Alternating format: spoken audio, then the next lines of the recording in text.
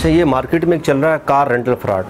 Car rental fraud ये इस तरह है कि इसके हमने केसेस भी हमने बहुत से किए हैं, जो आजकल चल रहा है, बल्कि मैं 10 साल से देख रहा हूँ कि एक बंदा एक गाड़ी लीजिंग पे लेता है, ठीक है जी, वो बैंक के नाम गाड़ी होती है।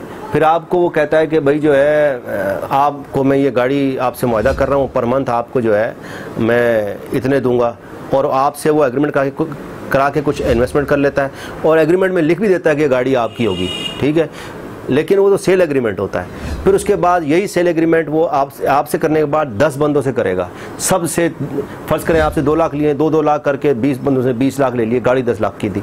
ऐसे उसने फ़र्ज़ करो 5-5 लाख रुपए अपने सबसे इन्वेस्टमेंट ले ली, और गाड़ी 10 लाख की थी, उसने बैंक से ली हुई थी, 5-6 लाख की होगी।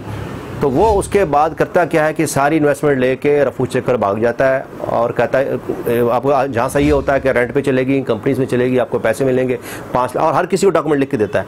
लेकिन फाइल किसके पास है? वो किसी को दे भी दे तो बैंक के पास है, और बैंक के अंदर ये लॉ है बैंक का कि वो जो है जब तक क्लियर नहीं होती, वो जब तक ट्रांसफरेबल नहीं है, गाड़ी ट्रांसफ़र नहीं हो सकती, ना सिविक सेंटर से ना कुछ भी कर लें आप गाड़ी किसी नाम ट्रांसफ़र नहीं होगी।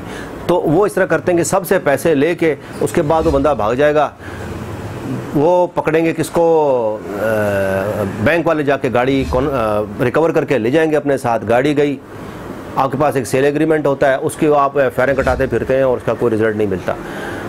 और ये कार का फ्रॉड जो है मार्केट में बहुत चल रहा है, और इस तरह की इन्वेस्टमेंट जो है लोगों से हो रही है। और फिर एक और भी काम हो रहा है कि आपसे गाड़ी लेते हैं कि भैया मैं आपको पर मंथ रेंट, इसका रेंट इतना दूँगा, मैं रेंट मुख्तलिफ कंपनी में लगाऊंगा। वो आपसे गाड़ी लेने के बाद वो गाड़ी फिर आगे कहीं बेच दी जाती है, या किसी सिस्टम में खपा दी जाती है, किसी के पैसे देने उसको दे दिए या बेच दी।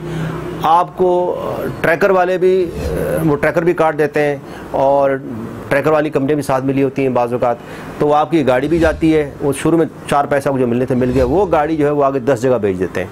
50 लाख की गाड़ी जो है किसी को 10 लाख 10 लाख 10 लाख, वो गाड़ी आगे चली जाती है, आपके हाथ से निकल जाती है आपके हाथ से।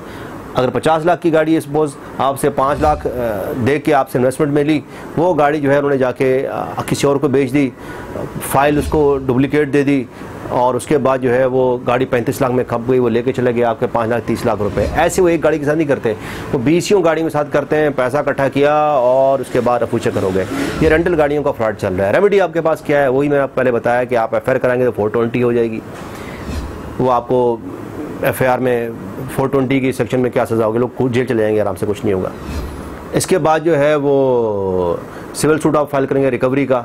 ऐसे बंदों का कोई ठिकाना नहीं होता, अगर होता भी इसे अपने नाम कोई जायदाद नहीं रखते, इनके नाम कोई जायदाद नहीं होती, फिर भी कुछ नहीं हो सकता। आप 10 करोड़ की आप इसके खिलाफ डिग्री ले लें कोर्ट से, सुप्रीम कोर्ट से होके आएगी, कुछ भी नहीं मिलेगा। कंज्यूमर कोर्ट में आप चले गए, फिर भी कुछ नहीं, कोई उनके पास कुछ होगा तो देंगे ना आपको। आपने एहतियात ये करनी है हमेशा, जो मैंने पहले आपको कहा, पहले अपने लेक्चर में कहा था और अपने इंटरव्यू में, कि आप जो है इस चीज़ का इत्मीनान कर लें कि अगले के पास इतने पैसे हैं कि आपको वापस कर सके। भले आपको लिख के दे के 10 करोड़ वापस करूँगा, गाड़ी 50 लाख की हो, लेकिन उसके पास पैसे हो भी सही, उसने लिख के दिया हुआ। हमारे यहाँ कमज़ोर अदालती सिस्टम है, इसके अंदर कुछ रिकवरी नहीं होती, वो लोग डिग्रियाँ लेके घूम रहे होते हैं, तो वो कुछ नहीं हो सकता। उसका तरीका ये है कि आप इत्मीनान कर लें, उसके नाम जायदाद वगैरह है, और या कंपनी उसकी SCCB में रजिस्टर्ड है, इस कंडीशन में आपको पैसे दे सके, तो फिर आप उसके साथ ये कोई कार रेंटल का जो है ये बिज़नेस करें, उसमें जाएं।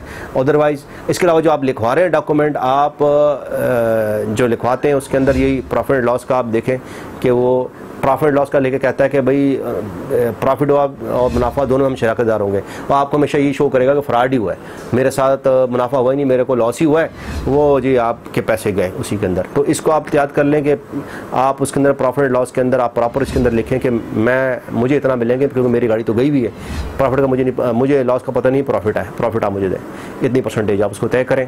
कंपनी उसकी रजिस्टर्ड होनी चाहिए। फिर उसके बाद जो है एग्रीमेंट का डिस्पोजल भी होना चाहिए कि ये कितने महीने बाद ख़त्म होगा, एग्रीमेंट साल बाद ख़त्म होगा, 2 साल बाद, जब भी ख़त्म होगा। तो ये आपको ये जो फ्रॉड है मैंने बताया इस तरह का मार्केट में चल रहा है, और इसकी एहतियात यही है जो मैंने आपको बताया कि आप अच्छी तरह चेक कर लें वो बंदा वापस करने की कंडीशन में हो। अगर जैसे आपको पता लगे कि वापस करने की कंडीशन में उसके पास पैसे हैं और कोई फ्रॉड करने वाला है, तो आप जाके गाड़ियों पर स्टे ले लें, आप उसकी प्रॉपर्टी के ऊपर स्टे ले लें। आप फिर भागते रहेंगे, ACLC में फ़ोन करेंगे, वो जी आएगी, गाड़ी अरेस्ट हो गई, गाड़ी रोक ली, वो फड्डे वगैरह, आप गया आपका सारा पैसा। तो मैं यही कहता हूँ लोगों को इस किस्म के अंदर मोहतात होने की ज़रूरत है। कारोबार करें, बिल्कुल करें, लेकिन अगले की रेपुटेशन देख के और ये डॉक्यूमेंट्स के अंदर ये सारी कार्रवाई करके कि अच्छी तरह लिखवा के उससे आप कुछ ना कुछ लिखवाएं ज़रूर कि अगर गाड़ी चोरी होगी, आगे पीछे हो जाएगी तो वो क्या देगा आपको। तो उसके ऊपर वो आप कोई उससे चेक ले लें, कुछ चीज़ ऐसे लिखवा लें। एग्रीमेंट मजबूत होना चाहिए, लिखत पढ़त के बगैर कोई कारोबार नहीं करें। ये तो हमारे कुरान पाक में भी लिखा हुआ है कि जब भी कोई मुआहदा करें तो लिख लिया करें और उस पर दो गवाह लें, उस पर गवाह लें। और अगर जो है मर्द ना हो तो ख़वातीन जो है वो डबल जो है कर लें, दो हैं तो 4 ख़वातीन ले लें आप और गवाह के तौर पे। दो आप एग्रीमेंट लिखे बगैर जो है ऑरल एग्रीमेंट कोई ना करें, लिखत में करें। और इस बारे में एहतियात कर लें कि वो अगला इस कंडीशन में कोई पैसे वापस कर सके, उसकी कंपनी रजिस्टर्ड हो। अगर नहीं है तो आप ऐसी कोई इन्वेस्टमेंट ना करें, ये जो है आपके पास सामान ये भी जाएगा।